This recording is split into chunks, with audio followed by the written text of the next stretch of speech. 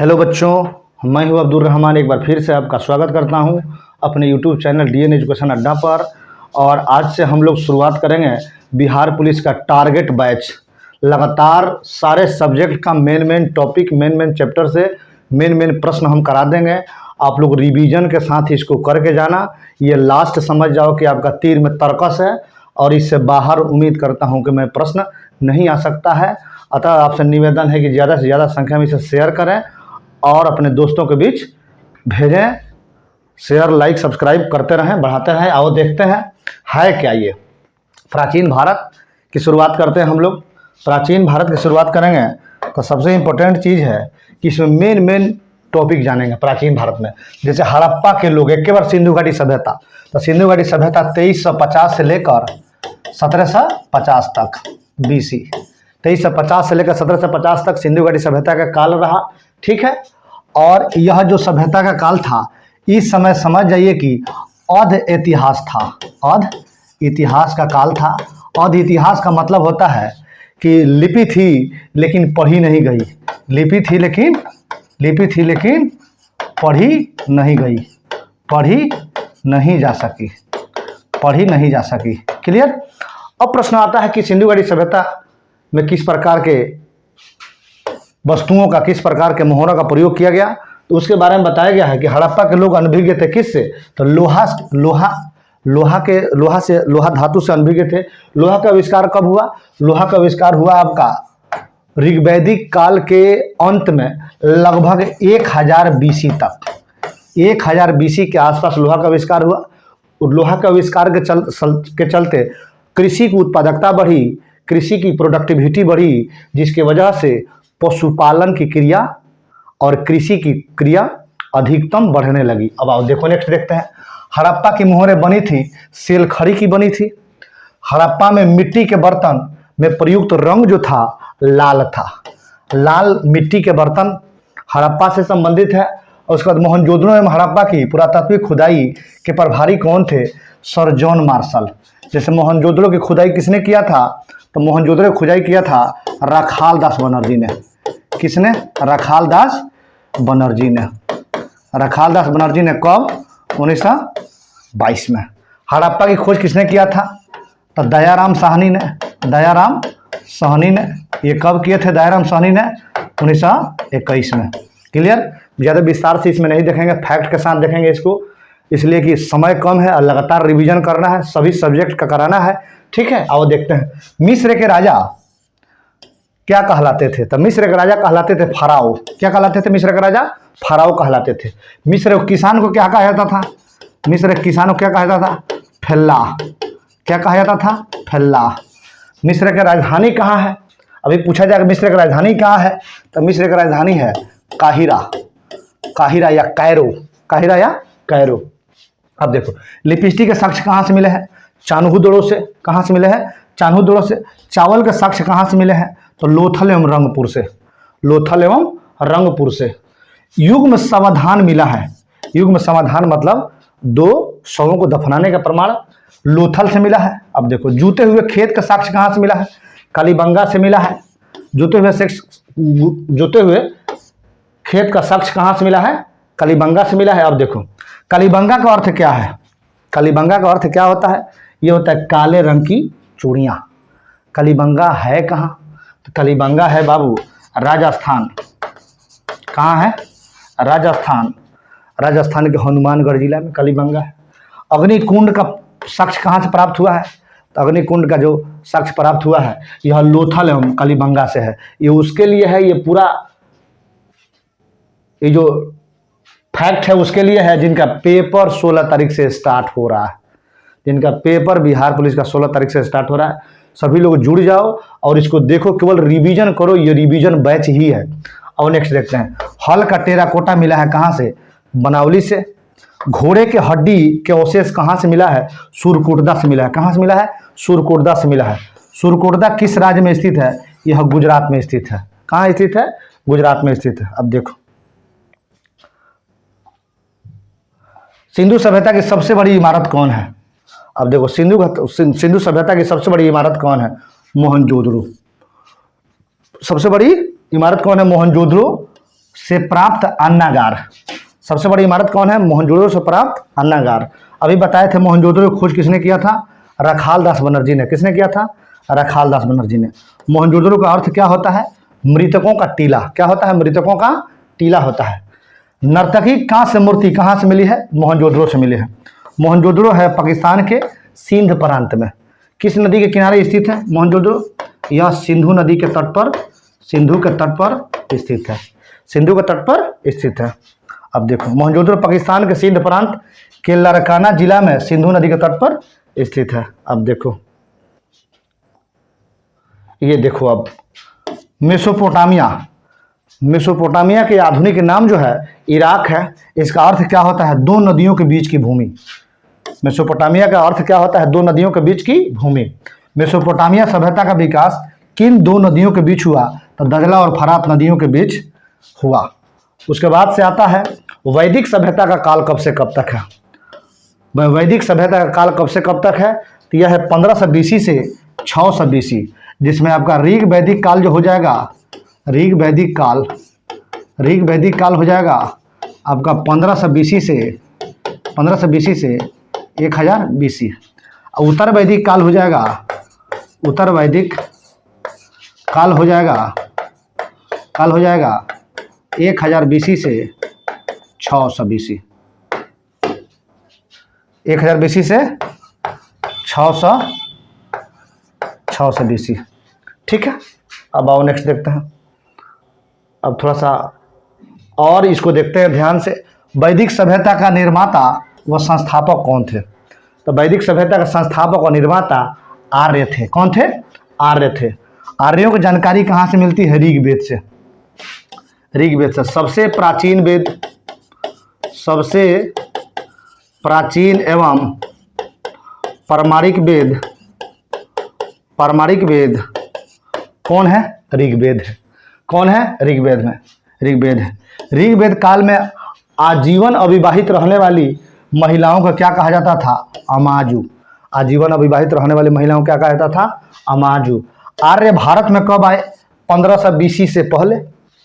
आर्य पहले कहाँ बसे? पंजाब एवं अफगानिस्तान में। एकदम इसको रट जाओ, जितना हम बता रहे हैं ना उसको देखते जाओ। बिहार पुलिस का एग्जाम सामने है। आर्यों के मूल निवास स्थान कहाँ है? सेंट्रल एशिया या मध्य एशिया। आर्यों के मुख्य व्यवसाय क्या थी? पशुपालन।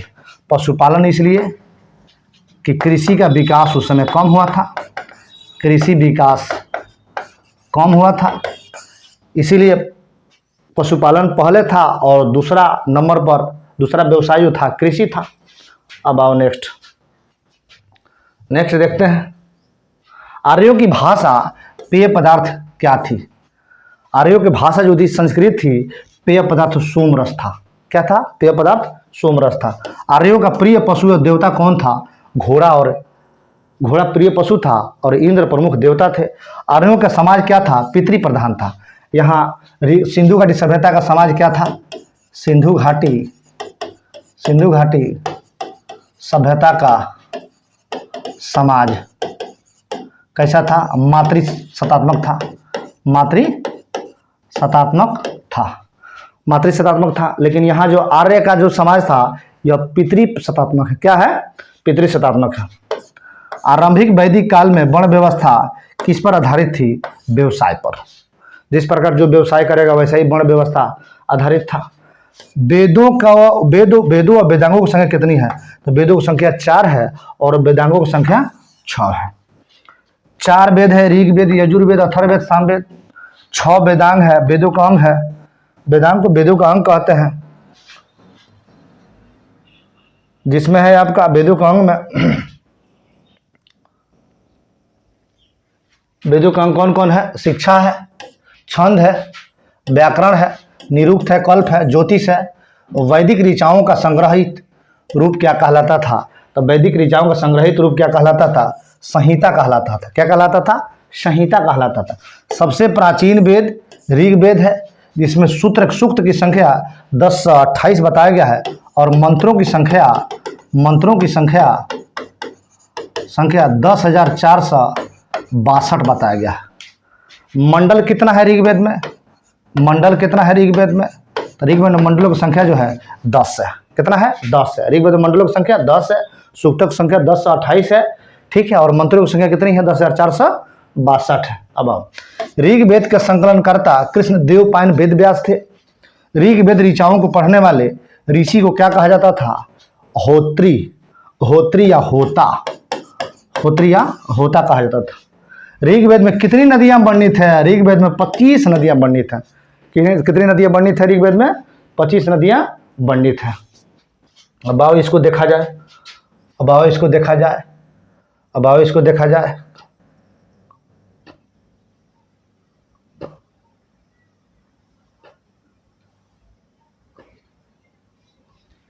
इसको देख लेते हैं हम लोग। अब देखो यहाँ ऋग्वेद में वर्णित सबसे पवित्र नदी का नाम क्या है? सबसे पवित्र नदी का नाम जो है सरस्वती है। क्या है? सरस्वती है सबसे पवित्र नदी। सरस्वती को नदीत्मा कहा गया है। क्या? नदीत्मा कहा गया है। नदीत्मा का शाब्दिक अर्थ क्या होता है? नदियों की माँ, नदियों की माँ, नदियों की माँ कहा गया है। सरस्वती को सबसे पवित्र नदी माना गया है। भारत में वैदिक सभ्यता विकसित हुई थी सरस्वती नदी के किनारे। देखो कितना शानदार कॉन्सेप्ट और फैक्ट है। भारत में वैदिक सभ्यता का विकास किस नदी के किनारे हुआ था? सरस्वती नदी के किनारे। ऋग्वेद में गंगा यमुना का उल्लेख, गंगा का उल्लेख 1 बार और यमुना का उल्लेख 3 बार हुआ है। ऋग्वेद में वर्णित प्रमुख देवता कौन थे? इंद्र थे। इंद्र थे, इनका नाम पुरंदर है। इन्हें किले को तोड़ने वाला बताया गया। किले को तोड़ने वाला बताया गया है। किले को तोड़ने वाला बताया गया है। सर्वाधिक सूक्त इंद्र को ही समर्पित है। 250 सूक्त, 250 सूक्त इंद्र को ही समर्पित है। 250 सूक्त। अब देखो ऋग्वेद में वर्णित प्रमुख देवता हो गया इंद्र। गायत्री मंत्र है ऋग्वेद के 3रे मंडल में। किसके द्वारा रचनाकार किया गया गायत्री मंत्र का? विश्वामित्र के द्वारा, विश्वामित्र के द्वारा। अब देखो गायत्री मंत्र का रचनाकार कौन है? विश्वामित्र है। गायत्री मंत्र समर्पित है किस देवता को? गायत्री मंत्र समर्पित है, यह समर्पित है सूर्य देवता सावित्री को। किसे? सूर्य देवता सावित्री को समर्पित है गायत्री मंत्र। अब देखो नाट्य शास्त्र के रचयिता कौन थे? भरत मुनि। नाट्य शास्त्र के रचयिता कौन थे? भरत मुनि। दशराग युद्ध हुआ था। 10 राजाओं का युद्ध का उल्लेख मिलता है ऋग्वेद के 7वें मंडल में। ऋग्वेद के 7वें मंडल में हुआ था ये दशराग युद्ध। कहाँ लड़ा गया? किस नदी के तट पर लड़ा गया? यह परुष्णी नदी के तट पर लड़ा गया। परुष्णी नदी का आधुनिक नाम क्या है? रावी है। क्या है? रावी है। इसी के तट पर लड़ा गया। सुदास और 10 जनों के बीच लड़ा गया।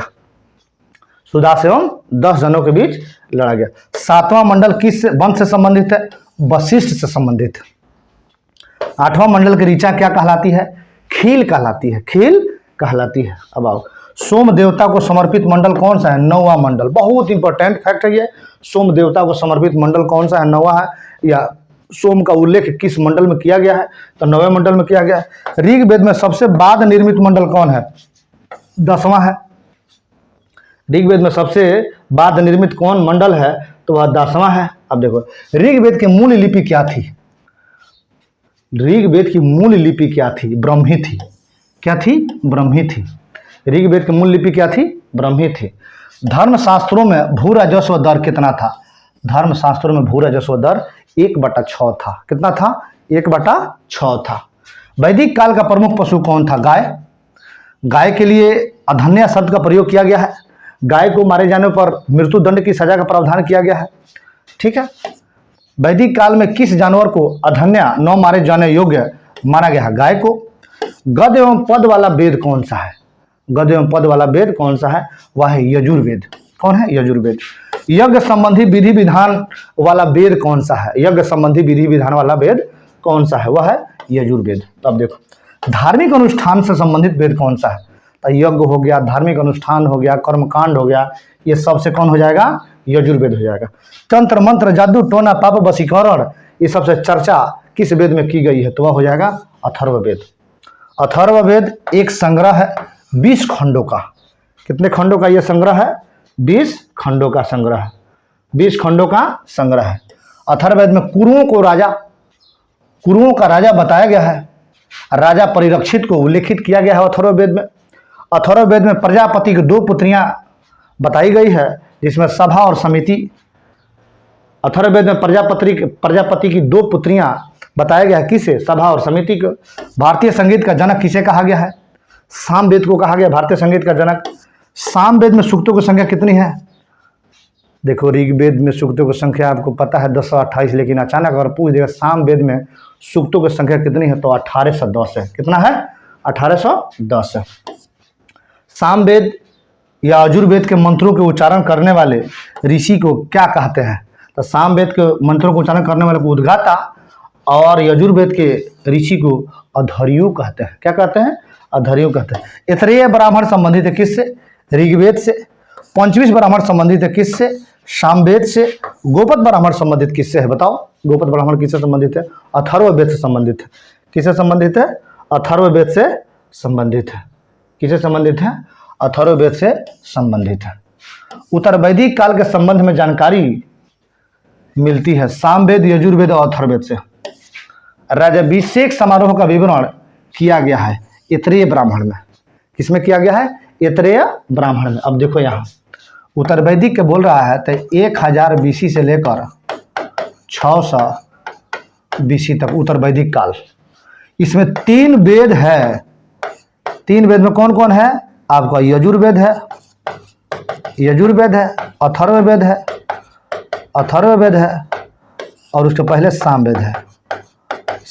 लेकिन एक वेद की रचना जो है आपको ऋग्वेद की रचना, उसका समय जो है 1500 BC से लेकर 1000 BC तक ऋग्वेद काल कहा जाता है। ऋग्वेद काल में जो व्यवस्थाएं थी वो थोड़ा सा 1500 BC से 1000 बीच के बीच थी। उत्तर वैदिक काल में जब 3 वेदों का निर्माण हुआ, यजुर्वेद, अथर्ववेद और सामवेद, इसका जो समय पीरियड था 1000 BC से 600 BC तक था। अब आओ, उत्तर वैदिक काल में समाज किन 4 वर्णों पर विभक्त था? उत्तर वैदिक काल में ब्राह्मण, क्षत्रिय, वैश्य, शूद्र। 4 वर्ण कौन कौन थे? ब्राह्मण, क्षत्रिय, वैश्य, शूद्र का उल्लेख ऋग्वेद के पुरुष सूक्त में है। पुरुष सूक्त में है ये 4 वर्णों का उल्लेख, ब्राह्मण, क्षत्रिय, वैश्य, शूद्र का उल्लेख। गोत्र शब्द की उत्पत्ति उत्तर वैदिक काल में हुई। गोत्र शब्द की उत्पत्ति उत्तर वैदिक काल में हुई। अब देखो, उत्तर वैदिक काल के प्रमुख देवता कौन थे? प्रजापति। अब देखो, ऋग्वैदिक काल के प्रमुख देवता कौन थे? ऋग्वैदिक काल के प्रमुख देवता कौन थे? तो इसके थे इंद्र। उत्तर वैदिक काल के प्रमुख देवता कौन थे? उत्तर वैदिक काल के प्रमुख देवता कौन थे? प्रजापति। क्लियर? प्रजापति थे। अब देखो, पुराणों की कुल संख्या कितनी है? 18 है। इसके अध्ययन करने वाले प्रथम मुसलमान कौन थे? अल्बेरुनी थे। पुराणों के संकलनकर्ता लोमहर्ष अग्रसर्वा थे। सबसे प्राचीन पुराण मत्स्य पुराण है। सबसे प्राचीन पुराण मत्स्य पुराण है। अब नेक्स्ट आओ, अब देखो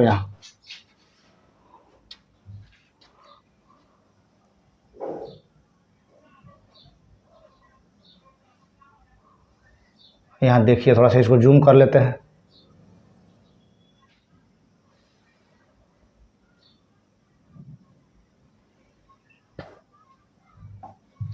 अब देखो यहाँ सातवाहन वंश की जानकारी किस पुराण से मिलती है? मत्स्य पुराण से। किस पुराण से मिलती है? मत्स्य पुराण से मिलती है। सातवाहन वंश की जानकारी किस पुराण से मिलती है? मत्स्य पुराण से मिलती है।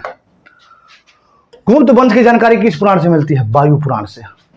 उपनिषद का विषय क्या है? दर्शन का। एकदम याद करना है, एकदम इसको रटने का काम करना है। अब कॉन्सेप्ट के चक्कर में मत पड़ो, अब फैक्ट जानो, खूब रटो, अब परीक्षा दे के आओ, बेहतरीन जाएगा पेपर आपका। लगातार यह सीरीज चलते रहेगा, देखते रहो आप। दर्शनों में सर्वाधिक प्राचीन कौन है? सांख्य दर्शन। सांख्य दर्शन के प्रवर्तक कौन थे? गौतम। इसमें है न्याय एवं सांख्य दर्शन के प्रवर्तक कौन थे? माने न्याय दर्शन के गौतम और सांख्य दर्शन के कपिल। अब देखो, योग मीमांसा दर्शन के प्रवर्तक कौन थे? तो योग दर्शन के आपको हो जाएगा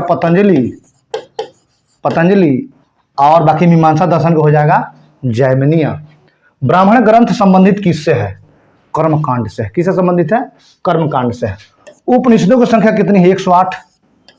प्रामाणिक 13 का ही है। सत्यमेव जयते लिया गया कहाँ से? मुंडकोपनिषद से। तमसोमा ज्योतिर्गमय तथा ओम लिया गया है कहाँ से? बृहदारण्यक उपनिषद से। कहाँ से? बृहदारण्यक उपनिषद से। एकदम रटते जाओ इसको। भारत की प्रथम कानून की पुस्तक कौन है? मनुस्मृति। भारत की प्रथम कानून की पुस्तक कौन है? मनुस्मृति। स्मृति ग्रंथों में सबसे प्राचीन कौन है? मनुस्मृति। मनुस्मृति की मानक ग्रंथ किस काल की है? तो शुंग काल की है। शुंग वंश की स्थापना किसने किया था? पुष्यमित्र शुंग ने। पुष्यमित्र शुंग ने। यह मगध पर प्रथम ब्राह्मण राजवंश था। मगध पर प्रथम ब्राह्मण साम्राज्य था। क्लियर? मगध पर प्रथम ब्राह्मण साम्राज्य था। प्राचीन हिंदू विधि मनुस्मृति के लेखक कौन है? मनु। भारत का प्रथम महाकाव्य कौन है? रामायण। भारत का प्रथम महाकाव्य कौन है? रामायण। रामायण है। अब आओ नेक्स्ट देखते हैं। रामायण का रचयिता कौन है? महर्षि वाल्मीकि। कौन है? महर्षि वाल्मीकि। महाभारत का रचयिता पहले बताओ, महाभारत का रचयिता कौन है? भारत का सबसे बड़ा महाकाव्य कौन है? महाभारत। और महाभारत का रचयिता कौन है? महर्षि वेद व्यास। महर्षि वेद व्यास। महाभारत का अन्य नाम क्या है? जय संहिता। जय संहिता का अर्थ होता है युद्धों की पुस्तक। क्या है? युद्धों की पुस्तक। युद्धों की पुस्तक। महाभारत का फारसी में अनुवाद रजननामा नाम से किया था किसने? बदायूनी ने। कब? 16वीं सदी में। कब रे बाबू?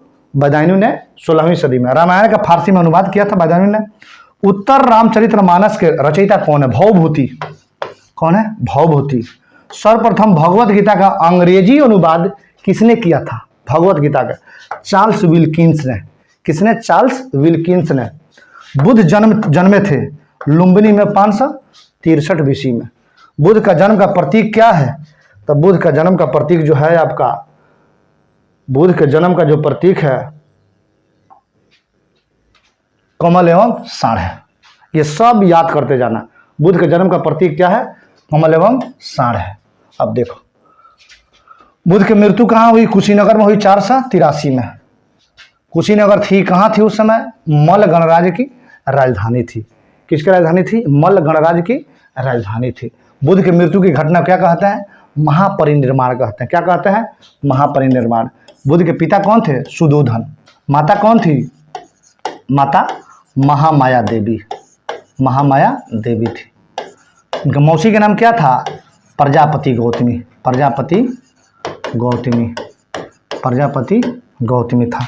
क्लियर? इसको देखते जाना एकदम, एक बार सरसरी नज़र से देखो और बस यही देख कर जाओ। लास्ट 16 तारीख को पेपर है ना, 16 तारीख से शुरू हो रहा है ना, तो 14 तारीख तक लगातार सीरीज चलेगा। इसका चलेगा और प्रयास करेंगे करंट का चले, और इसी को देख के जाओ, बाकी कुछ मत देखो, ये रामबाण साबित होगा। बुद्ध की माता का नाम महामाया देवी था, कोलीय वंश के थी। क्लियर? बुद्ध का अन्य नाम क्या मिलता है? सिद्धार्थ मिलता है, तथागत मिलता है। बुद्ध का अन्य नाम में सिद्धार्थ मिलता है और तथागत मिलता है। बुद्ध के प्रथम गुरु कौन थे? अलार कलाम। इन्होंने सांख्य दर्शन का अध्ययन कराए। सांख्य दर्शन का शिक्षा दिए या अध्ययन कराए। अब देखो बुद्ध के प्रिय घोड़ा या सारथी का नाम क्या था? बुद्ध के प्रिय घोड़ा का नाम और सारथी का नाम क्या था? घोड़ा इनका नाम था कंथक और सारथी का नाम था चन्ना।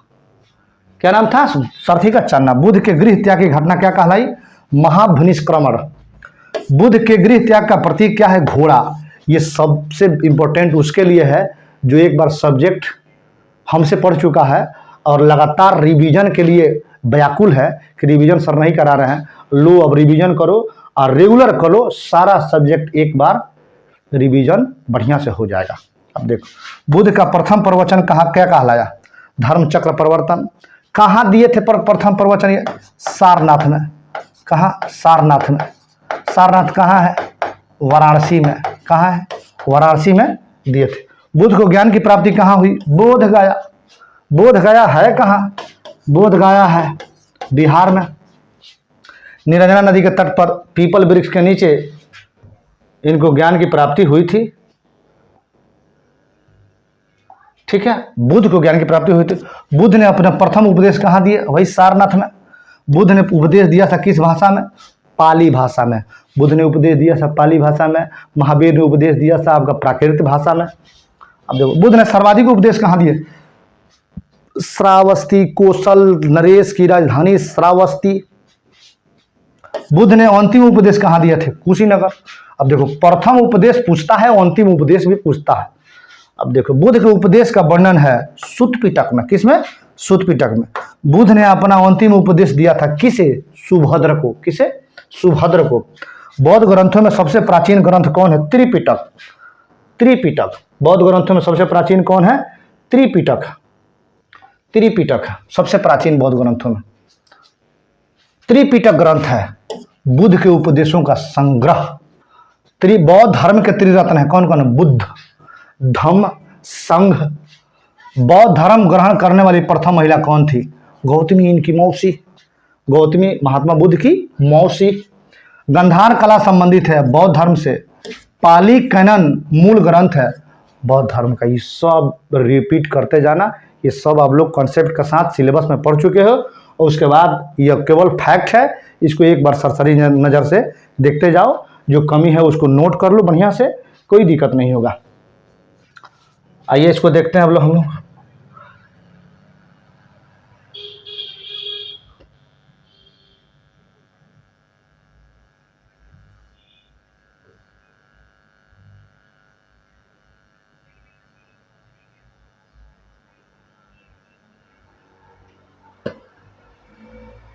देखो अब ये है आपका बौद्ध ग्रंथ मिलिंद पन्हों में किसका उल्लेख मिलिंद के रूप में किया गया है? क्या बात है। बौद्ध ग्रंथ मिलिंद पन्हों में किसका उल्लेख मिलिंद के रूप में किया गया है? मिनांडर। ये किस वंश के राजा थे? शक राजा थे। मिनांडर शक राजा थे। मिनांडर और नागसेन के बीच की चर्चा की गई है बौद्ध ग्रंथ में मिलिंद पन्हों में। मिनांडर और नागसेन के बीच की चर्चा की गई है। मिलिंद पन्हों ग्रंथ की रचना किसने की? वही नागसेन, अभी बताया है। मिनांडर या मिलिंद ने बौद्ध धर्म की दीक्षा नागसेन नागार्जुन से ली थी। मिलिंद पन्हों में किसके बीच संवाद का वर्णन है? अभी बताए थे हम, वही नागेश्वर और मिनांडर, नागसेन या मिनांडर के बीच। प्रथम बौद्ध संगति कब हुई थी? 483 BC में। इसको याद कर लेना। पाकू, इससे हो जाएगा राजगीर, इससे हो जाएगा वैशाली, इससे हो जाएगा बाबू पाटलिपुत्र, इससे हो जाएगा कुंडलवन। हुआ था कब कब? राजगीर वाला 483 में, वैशाली वाला 383 में, पाटलिपुत्र वाला 255 में, ये हुआ था 98 AD या प्रथम शताब्दी। अब देखो राजा कौन कौन था यहाँ। राजगीर वाला था अजातशत्रु, यहाँ था कालाशोक, यहाँ था अशोक, यहाँ था कनिष्क। ठीक है, राजा कहाँ हुआ था, कब हुआ था, ये क्लियर हो गया होगा। अजातशत्रु प्रथम बौद्ध संगति 483 ईसा पूर्व में अजातशत्रु के शासनकाल में राजगीर में हुआ था। द्वितीय बौद्ध संगति 383 में हुआ था कालाशोक के शासनकाल में वैशाली में। तृतीय बौद्ध संगति 250 या 55 BC में हुआ था अशोक के शासनकाल में पाटलिपुत्रा में। चतुर्थ बौद्ध संगति ईस्वी की प्रथम शताब्दी में हुआ था कनिष्क के समय में कुंडलवन कश्मीर में। बौद्ध संगति के आयोजन स्थल का क्रम है राजगीर, वैशाली, पाटलिपुत्र और कश्मीर। प्रथम बौद्ध संगति के अध्यक्ष कौन थे? महाकश्यप। अभी चर्चा किए थे हम इस पर। प्रथम बौद्ध संगति के अध्यक्ष कौन थे? महाकश्यप। द्वितीय बौद्ध संगति के अध्यक्ष कौन थे? सभाकामी। तृतीय बौद्ध संगति के अध्यक्ष कौन थे? मोगलीपुत्तीस। चतुर्थ बौद्ध संगति के अध्यक्ष कौन थे? वसुमित्र। पहली बार बौद्ध धर्म का विभाजन किस संगति में हुआ था? तो यह द्वितीय में पहली बार बौद्ध धर्म का विभाजन हुआ था। बौद्ध संगीत में दोबारा चतुर्थ संगति में हीनयान और महायान अस्तित्व में आया। ये चतुर्थ बौद्ध संगति में मूर्ति पूजा को बढ़ावा दिया गया। महायान ने बढ़ावा दिया। किसने दिया? महायान ने बढ़ावा दिया। बौद्ध धर्म की दो शाखाएं थी, एक हीनयान शाखा थी, एक महायान शाखा थी। जैसे कहा जाता है कि भारत के कर्क रेखा से ऊपर महायान की शाखा थी और कर्क रेखा से नीचे हीनयान की शाखा थी। क्लियर? अब आओ, आत्म अनुशासन और ध्यान के माध्यम से व्यक्तिगत मोक्ष पर जोर देता था हीनयान शाखा। हीनयान का प्रमुख ग्रंथ है कथावस्तु। कथा वस्तु। बुध के पुनर्जन्म पर आधारित कथा कौन सा है? जातक। कौन सा है? जातक। जातक कथा है। बुध के पुनर्जन्म पर आधारित कथा कौन सा है? जातक है। अजंता की गुफाओं किस ग्रंथ का चित्रण करता है? जातक के ग्रंथ का चित्रण करता है। यह बौद्धों का पवित्र ग्रंथ है। क्या है? बौद्धों का पवित्र ग्रंथ है। बौद्ध धर्म का पूजा स्थल क्या है? चैत्य मंडप। क्या है? चैत्य मंडप। एशिया का ज्योतिपुंज किसे कहा जाता है? बुद्ध को। किसे कहा जाता है? बुद्ध को। चंड प्रदोत के समकालीन थे गौतम बुद्ध। गौतम बुद्ध चंड प्रदोत कहाँ के थे? ये चंड प्रदोत अवंती के राजा थे, अवंती के शासक थे। ये गौतम बुद्ध के समकालीन थे। चंड प्रदोत राजा थे अवंती गणराज्य के। बुद्ध की मूर्तियां का निर्माण हुआ है सबसे अधिक कुषाण काल में। बुद्ध के प्रमुख अनुयायी शासक कौन कौन हुए? बिंबिसार, हर्यक वंश के संस्थापक, प्रसेनजीत और उदयन। गौतम बुद्ध को देवता भगवान का स्थान प्राप्त हुआ है किस राजा के समय में? तो कनिष्क के समय में। कुषाण वंश के शासक प्रतापी शासक कनिष्क के समय में महात्मा बुद्ध को भगवान और देवता का स्थान प्राप्त हुआ। स्तूप है, यह एक अर्धगोलाकार संरचना है जहां बौद्ध के अवशेष को रखा गया है। और स्तूप का प्रवेश द्वार कहलाता है तोरण। क्या कहलाता है? तोरण कहलाता है। क्या कहलाता है? तोरण कहलाता है। तोरण कहलाता है। वृत्ताकार स्तूप, वृत्ताकार पथ कहलाता है क्या? प्रदक्षिणा। प्रदक्षिणा। प्रदक्षिणा पथ एक लकड़ी की बाण से गिरा होता है जो कहलाता है वेदिका। ये सब एकदम याद कर लेना, रट जाना इसको। शरीर के अवशेष रखने के लिए बनाए गए स्तूपों को किस रूप में जाना जाता है? शारीरिका। शरीरिका। शरीर के अवशेष शरीरिका। शरीर के अवशेष शरीरिका। स्तूप में अर्धवृत्ताकार टीले के ऊपर बालकनी जैसा संरचना क्या कहलाती है? हर्मिका। क्या कहलाती है? हर्मिका। हर्मिका के ऊपर एक छतरी नुमा संरचना होती है जो क्या कहलाती है? यष्टि। क्या कहलाती है? यष्टि कहलाती है। क्या कहलाती है? यष्टि कहलाती है। और देखते हैं, और देख लेते हैं इसको।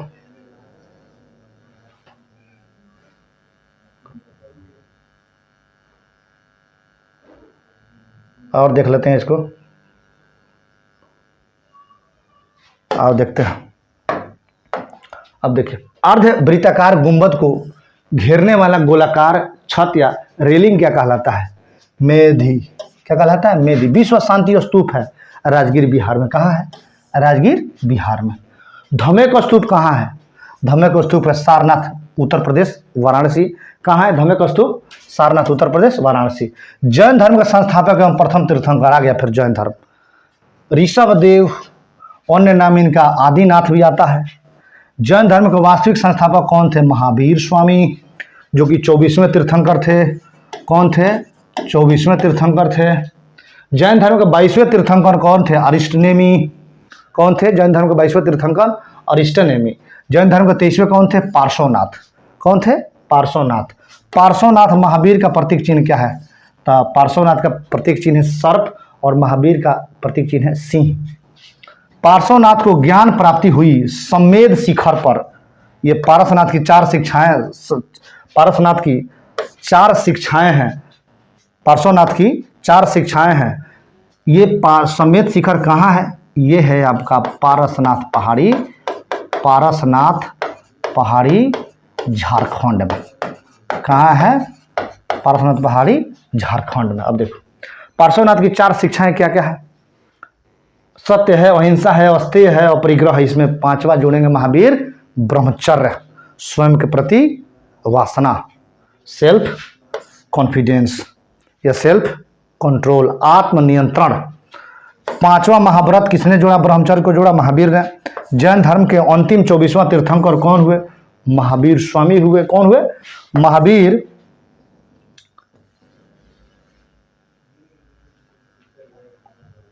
महावीर की पत्नी यशोदा थी। महावीर का जन्म कहाँ हुआ था?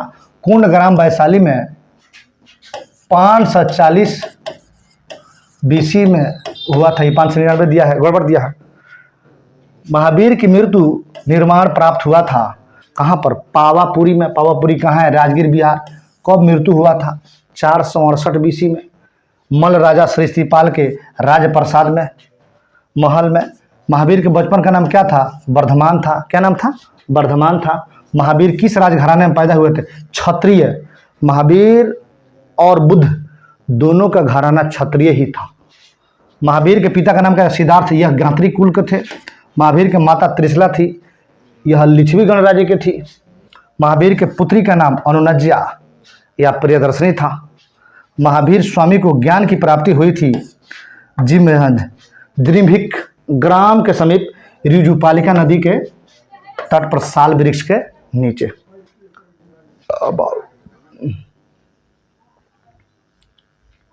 अब जैन धर्म का परम लक्ष्य क्या है? मोक्ष की प्राप्ति। मोक्ष की प्राप्ति। महावीर ने प्रथम उपदेश कहाँ दिया था? राजगीर में। देखो यहाँ प्रथम उपदेश इन्होंने कहाँ दिया था? राजगीर में। और महात्मा बुद्ध ने प्रथम उपदेश कहाँ दिया था? सारनाथ में। एकदम याद रखना। प्रथम शिष्य अनुयायी कौन थी या कौन था? जमाली था, जो कि इनका दामाद भी था। महावीर के शिष्य कहलाए क्या कहलाए? गणधर कहलाए या गंधर्व कहलाए। महावीर ने अपने शिष्यों को विभाजित किया था 11 गणधरों में। 11 गणधरों में विभाजित किया था, 11 गंधर्वों में विभाजित किया था। महावीर और बुद्ध दोनों ने उपदेश दिया था मगध नरेश बिंबिसार के शासनकाल में। वही बिंबिसार कौन था? ये हर्यक वंश के संस्थापक थे। हर्यक वंश के संस्थापक थे। बिंबिसार हर्यक वंश के संस्थापक थे। जैन धर्म के त्रिरत्न कौन था? सम्यक दर्शन, सम्यक ज्ञान और सम्यक आचरण, यही त्रिरत्न है। जैन धर्म के 2 संप्रदाय, श्वेतांबर और दिगंबर। श्वेतांबर संप्रदाय के संस्थापक अस्थूलभद्र और दिगंबर संप्रदाय के संस्थापक भद्रबाहु थे। ठीक, आप देखो जैन तीर्थंकरों को जीवनी है कल्पसूत्र में। कल्पसूत्र में है। कल्पसूत्र की रचना किसने किया था? भद्रबाहु ने। जैन साहित्य को क्या कहा जाता था? आगम कहा जाता था। आगम जैन साहित्य को कहा जाता था। प्रथम जैन संगति कब हुई थी?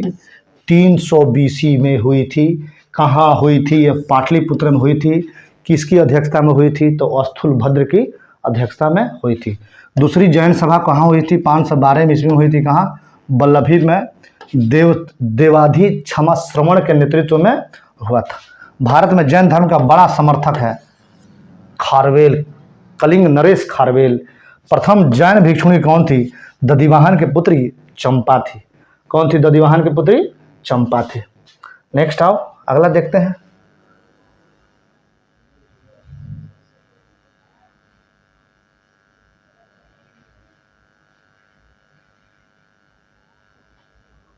अगला देखते हैं।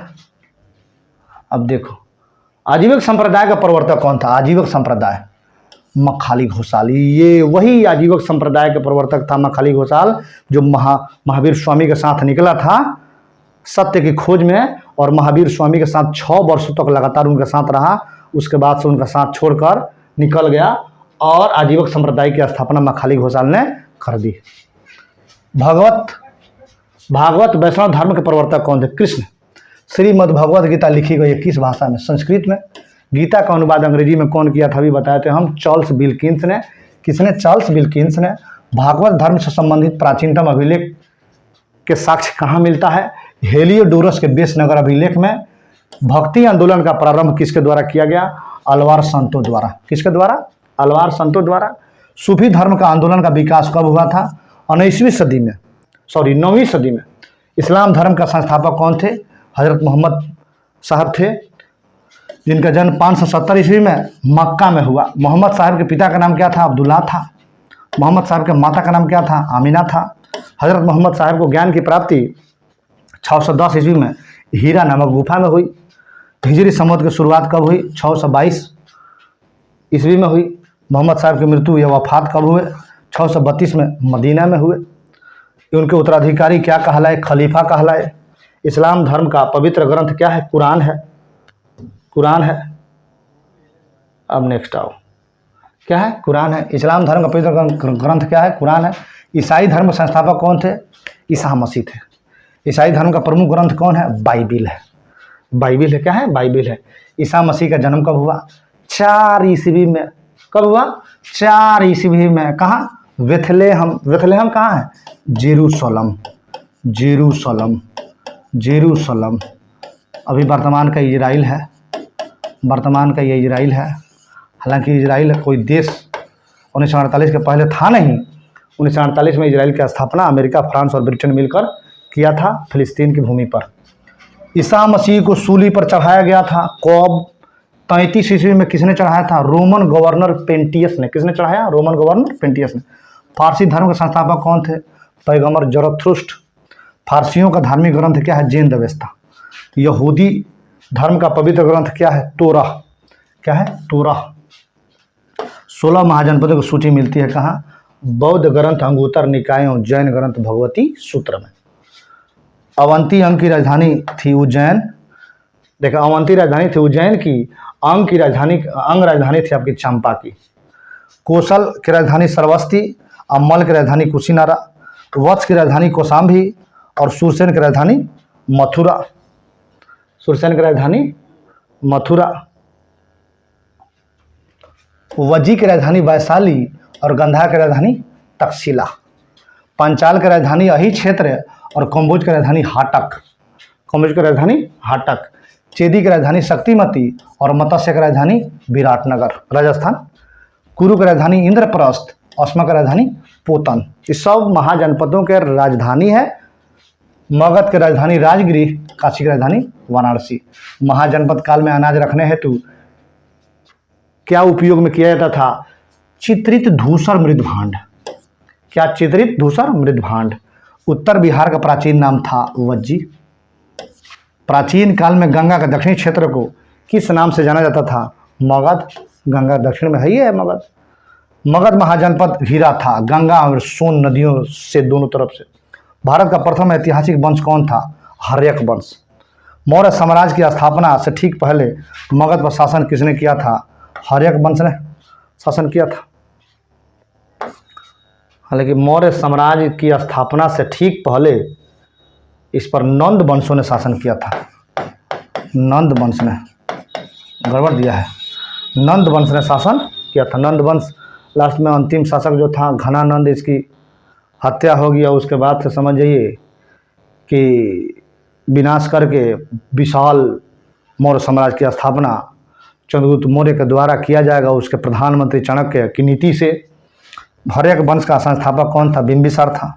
मगध साम्राज्य की राजधानी स्थापना किसने किया? बिंबिसार ने ही किया। किसने किया? बिंबिसार ने ही किया। हाँ भाई, बिंबिसार मगध की गद्दी पर कब बैठा? 544 बीसी में बैठा। कब बैठा? 544 बीसी में बैठा। अब आओ, बिंबिसार का राजवैद्य कौन था? बिंबिसार का राजवैद्य कौन था?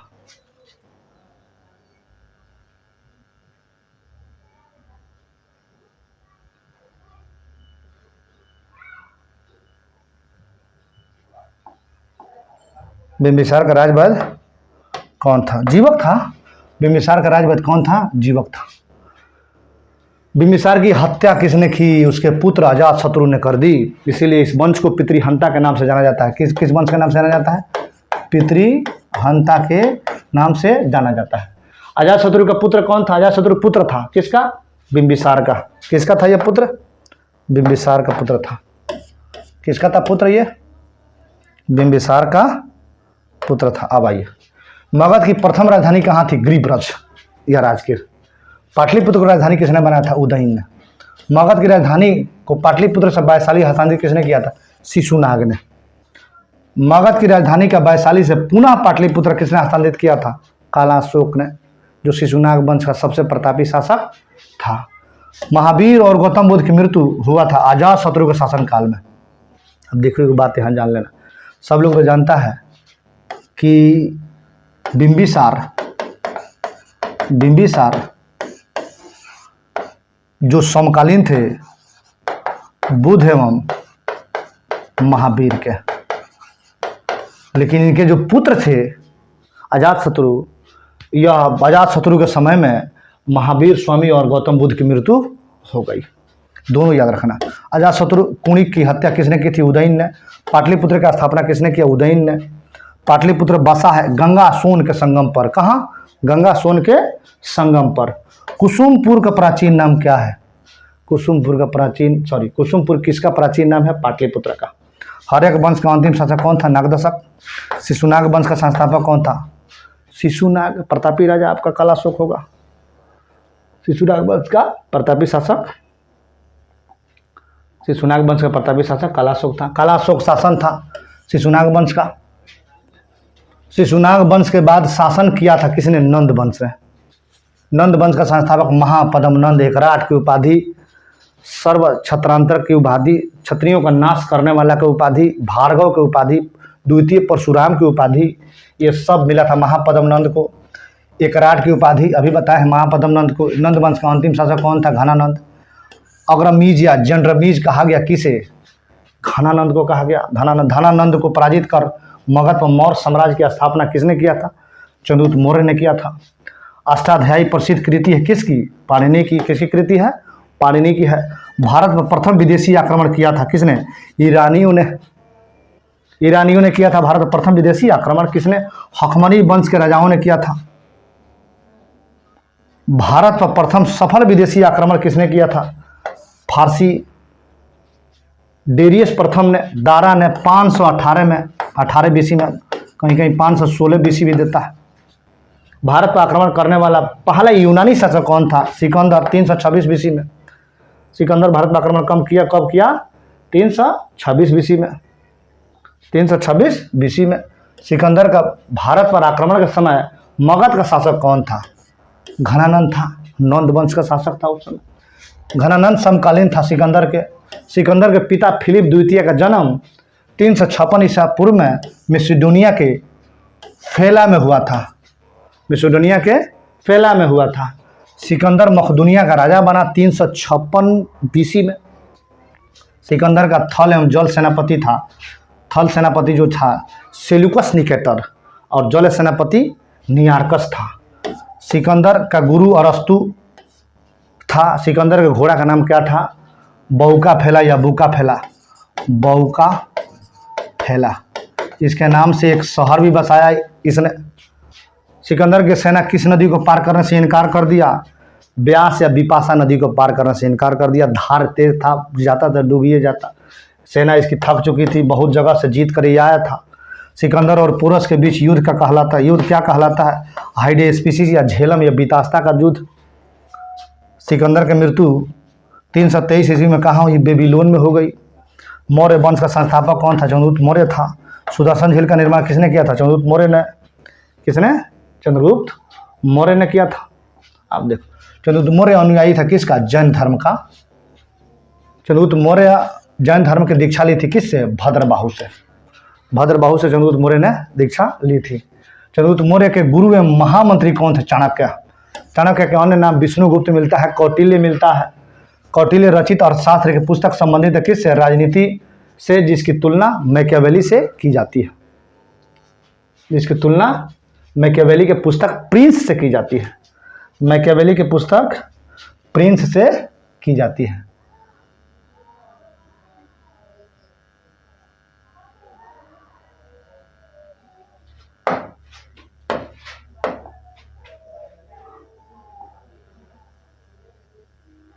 मैकियावेली की पुस्तक प्रिंस से की जाती है। अब देखो, प्रिंस से की जाती है।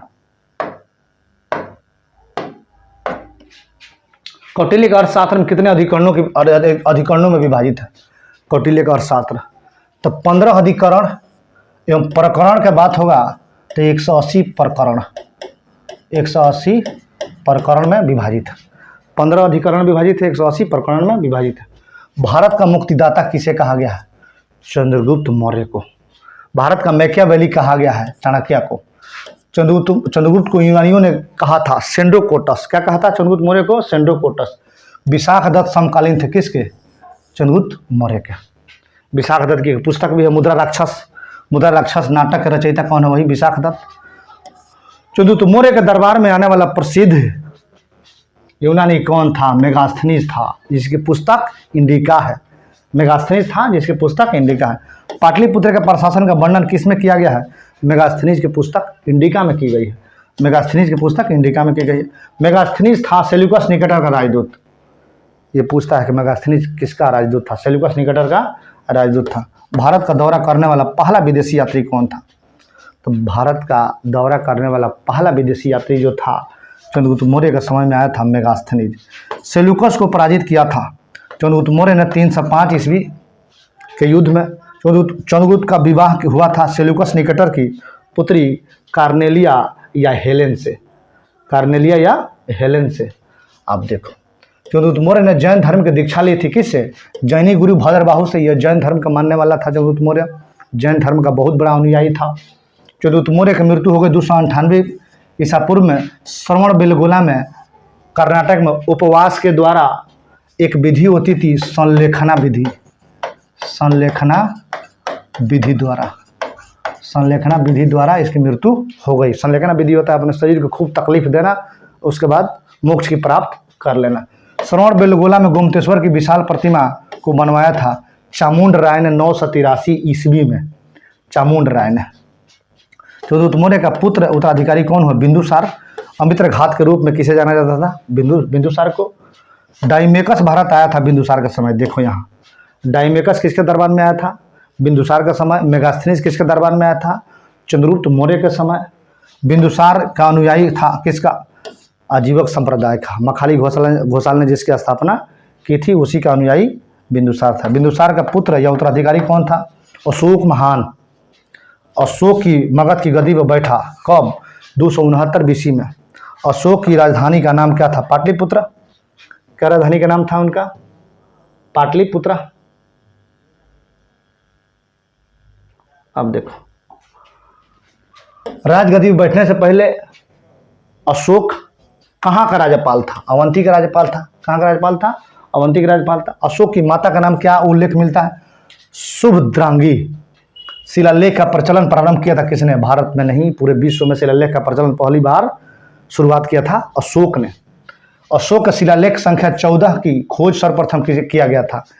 शिलालेख संख्या 14 की खोज सर्वप्रथम किया गया था कब? टी पैंथलर ने 1750 में। शिलालेख में प्रयुक्त भाषा कौन थी? प्राकृत। शिलालेख में प्रयुक्त लिपि कौन थी? ब्रह्मी थी, खरोष्ठी थी, ग्रीक थी, अरामाइक थी। सर्वाधिक इसमें ब्रह्मी थी। क्या थी? सर्वाधिक ब्रह्मी थी। खरोष्ठी लिपि लिखी जाती है दाएं से बाएं, ब्राह्मी लिपि लिखी जाती है बाएं से दाएं, एक इधर से और एक इधर से। अब देखो, अशोक स्तंभ का मूल उद्देश्य था धर्म। मूल उद्देश्य क्या था? धर्म नीतियों, बौद्ध धर्म का प्रचार प्रसार करना। अशोक ने बौद्ध धर्म के प्रचार प्रसार के लिए श्रीलंका किसे भेजा था? पुत्र महेंद्र और बेटी संघमित्रा को। अशोक का सिंह स्तंभ स्थित है कहाँ? सारनाथ वाराणसी में। अशोक का सबसे लंबा स्तंभ लेख है 7वां। सबसे लंबा स्तंभ लेख अशोक का कौन? 7वां है। अशोक का सबसे लंबा स्तंभ लेख कौन सा है? 7वां। अशोक के अभिलेख को सर्वप्रथम किसने पढ़ा था? जेम्स प्रिंसेप ने पढ़ा था 1837 में। अशोक का सबसे छोटा स्तंभ लेख कौन है? रुमनीदेई है। कौन है? रुमनीदेई है। अशोक का नाम अशोक मिलता है मास्की अभिलेख में, जो आपका आंध्र प्रदेश में है, गुर्जरा में, गुर्जरा अभिलेख में जो मध्य प्रदेश में है, नेटूर में, उद्गमेलन में अशोक का नाम अशोक मिलता है। अब आओ नेक्स्ट देखते हैं।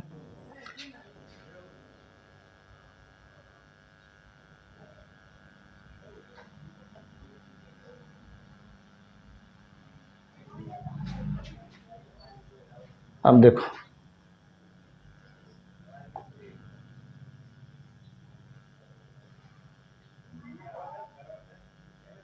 ये है अशोक को अभिलेखों में क्या कहा गया है?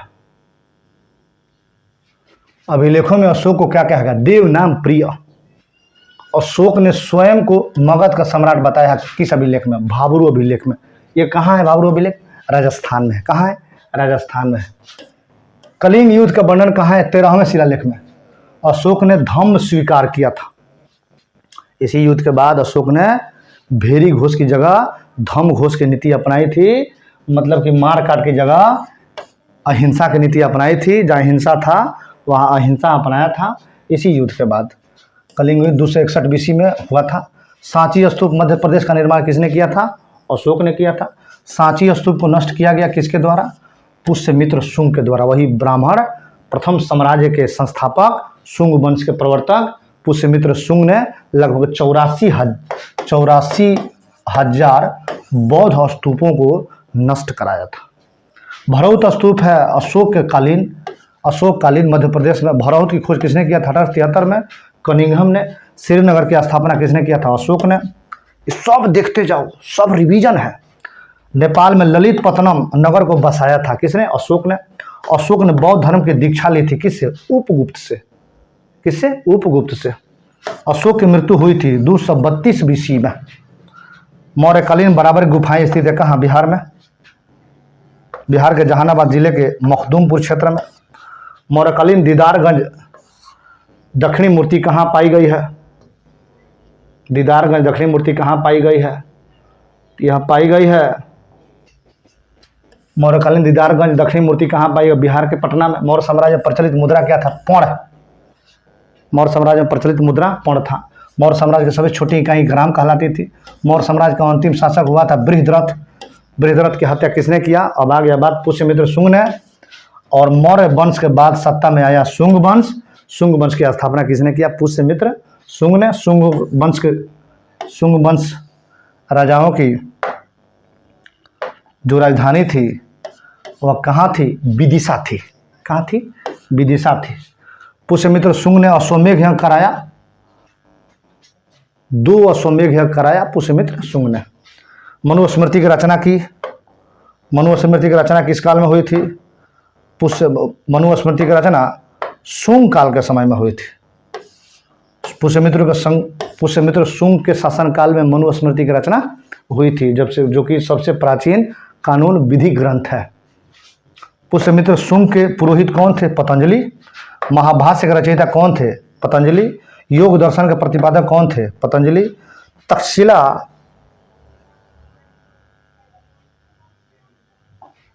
तक्षशिला का यवन राजदूत हेलियोडोरस भारत आया था किसके समय में? शुंग के 9वें राजा भागवत के समय। शुंग वंश का अंतिम शासक कौन था? देवभूति। शुंग वंश के बाद स्थापित हुआ था कौन? कौनव वंश। कौनव वंश का संस्थापक कौन था? वासुदेव। कौनव वंश का अंतिम शासक कौन हुआ? सुशर्मा। कौन हुआ? सुशर्मा। सातवाहन या आंध्र सातवाहन का संस्थापक कौन था? यह था सिमुख। कौन था? सिमुख था। सातवाहन वंश की राजधानी कहाँ थी? प्रतिष्ठान, महाराष्ट्र में है। का महानतम शासक सातवाहन वंश में कौन था? गौतमीपुत्र सातकर्णी था। सीसा का सिक्का चलाया था किस शासकों ने? सातवाहनों ने। किसने?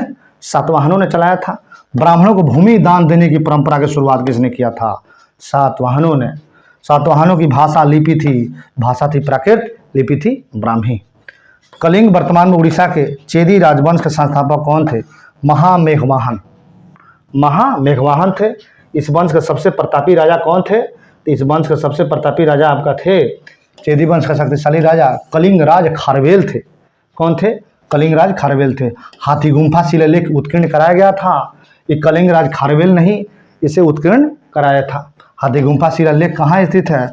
उदयगिरी पहाड़ी, भुवनेश्वर, उड़ीसा में स्थित है। ये रहा आज का आपका factual question revision batch only for Bihar police, जिसका एग्ज़ाम 16 तारीख से स्टार्ट हो रहा है। और जिसके पास मान लीजिए कि 20 तारीख को है या जुलाई के लास्ट में है या अगस्त के फर्स्ट वीक में है, वह इससे जुड़ें और जुड़कर इसका कॉपी बेहतरीन बना लें, रिवीजन करके जाएं, बेहतर एग्जाम में करेंगे।